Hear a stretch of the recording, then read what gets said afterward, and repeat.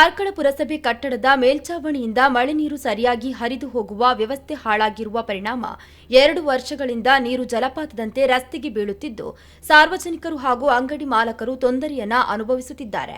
ಈ ಬಗ್ಗೆ ಹಲವು ಬಾರಿ ಪುರಸಭೆ ಅಧಿಕಾರಿಗಳ ಗಮನಕ್ಕೆ ತಂದರೂ ಸಮಸ್ಯೆ ಬಗೆಹರಿಸದ ಹಿನ್ನೆಲೆಯಲ್ಲಿ ಪುರಸಭೆಯ ಮಾಜಿ ಸದಸ್ಯ ಪ್ರಕಾಶ್ ರಾವ್ ಸೋಮವಾರ ವಿನೂತನ ರೀತಿಯಲ್ಲಿ ಪ್ರತಿಭಟನೆಯನ್ನು ನಡೆಸಿದರು.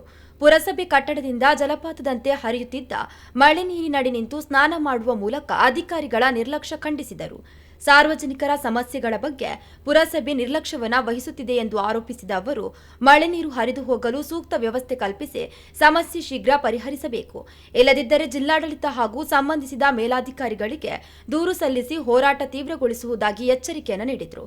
ಪ್ರತಿಭಟನೆಯ ಸ್ಥಳದಲ್ಲಿ ಕೆಲಕಾಲ ಕುತೂಹಲದ ವಾತಾವರಣ ನಿರ್ಮಾಣವಾಗಿದ್ದು, ಸಾರ್ವಜನಿಕರು ಮತ್ತು ವ್ಯಾಪಾರಸ್ಥರು ಕೂಡ ಸಮಸ್ಯೆಗೆ ಶಾಶ್ವತ ಪರಿಹಾರವನ್ನು ಕಲ್ಪಿಸುವಂತೆ ಆಗ್ರಹಿಸಿದರು. ಕಣ್ಣು ಇದ್ರೂ ಕಾಣದ ಪುರಸಭೆ, ಜನರ ಗೋಳನ್ನು ಆಲಿಸದ ಪುರಸಭೆ, ಈ ತರದ ಪುರಸಭೆ ಎಲ್ಲಿ ಇಲ್ಲ, ಉಡುಪಿ ರಾಜ್ಯದಲ್ಲೇ ಇಲ್ಲ. ಏನು ಕ್ರಮಗೊಳ್ಳದ ಪುರಸಭೆ,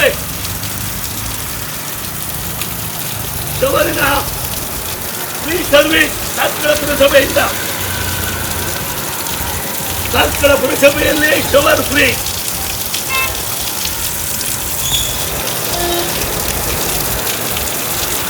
ಪುರಸಭೆಯ ಅವಸ್ಥೆ ಗೋಳು,